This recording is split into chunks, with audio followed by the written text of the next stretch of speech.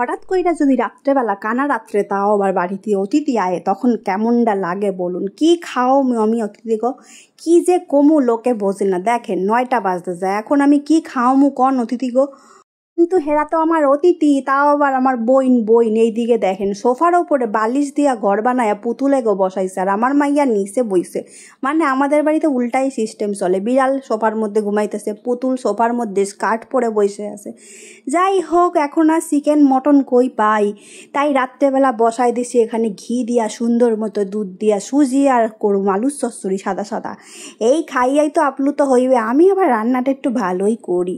যাই হোক, একটু কাজু কিশমিশ আর সুন্দর মতো একটু মিঠাই মেট দিয়ে দেবো, ব্যাস সুজি তো একদম সেই স্বাদ হবে।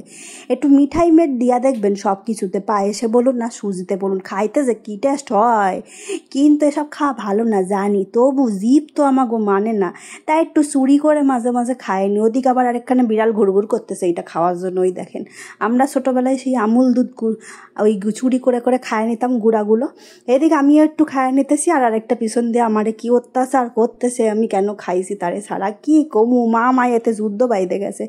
যাই হোক, আমার সুজি তৈরি হয়ে গেছে, একটু ঘি আর একটুখানি কাজু বাদাম ছড়াই দিলাম, দিয়ে এবার গ্যাস বন্ধ করে দেবো।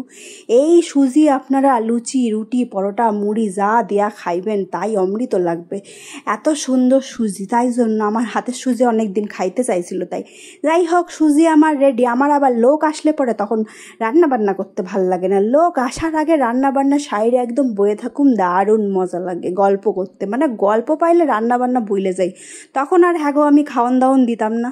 যাই হোক, কালো জিরা আর কাঁচা লঙ্কা ফোড়ন দিয়ে আলু দিয়ে দিছি, এবার নুন আর জল, ব্যাস।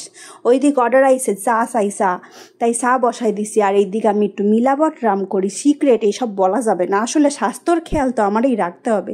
তাই ময়দা সবটা দেবো না, ময়দার মধ্যে দিয়ে তুমি একটুখানি আটা মিলাবট করবো। একটা বই ছিল মিলাবট রামের, সেইরকম একটু আটা মিশাই দিলে রুটিটা মানে রুটিখানার লুচি কান ভালোই হয়, খারাপ হয় না, আর বোঝনও যায় না, সাদা সাদাই হয়। আমার মাইয়ার নাচ দেখতে পাইছেন, কারণ কি তার বোনও আইসে গেছে। মাসির মাইয়া মামার মাইয়া এরা তো আইলে পরে আমরা বিশাল খুশি হইতাম, তাই এদিক নাচ দিতেছে। যাই হোক, দেখেন ফুল প্যান্ট পরে গেছিস কেন আবার, কিনে আসছিস বাবা, কেকের বাক্সতে আম। ও, আর আমি ছোট করেই তো আমার কেক কই, আমার কেক কই, এটা মেয়ের আমার কেক কই, এটা ভেঙে যাবে, হামলা বউ অর্ডার দিয়েছে, আসার সঙ্গে সঙ্গে যেন চা পায়, আর কেউ খাবে না, ঠিক হবে। হ্যাঁ, যাই হোক, অনেক মজা করছি, জামাইবাবু কমলা লেবু বলে কথা, তাই জন্য এই দেখেন কেক আইনা কেক ঘাটাঘাটিও হয়ে গেছে আমার মাইয়া গো। এখন এই দুইটারে নিয়ে রাম রাবণের যুদ্ধ চলবে। এই দেখবেন গলা জড়ায় ধইরে কিমিল, আবার এই কান্নাকাটি যুদ্ধ হয়ে গেল। আমার এদিক আলু চচ্চড়িও রেডি, এখন যখন খাবে গরম গরম লুচি ভাইজা দে, মানে এদিক জল ঢাইলা দিলাম, ব্যাস চচ্চড়ি রেডি। কিন্তু ওই দিক যুদ্ধ লেগে গেছে, বুঝছেন, সুজি তরকারি সব রেডি। আর কতদূর ভিডিও করতে পারবো তা তো আর কপালে নাই। এই দেন খেলনা সবটি ছড়াই গেছে, আর এই খেলনা নিয়ে এখন মারামারি যুদ্ধ, দুইজন দুই মোড়ায় আলাদা আলাদা হয়ে গেছে। এখন বিশাল চলবে রাম রাবণের কীর্তন।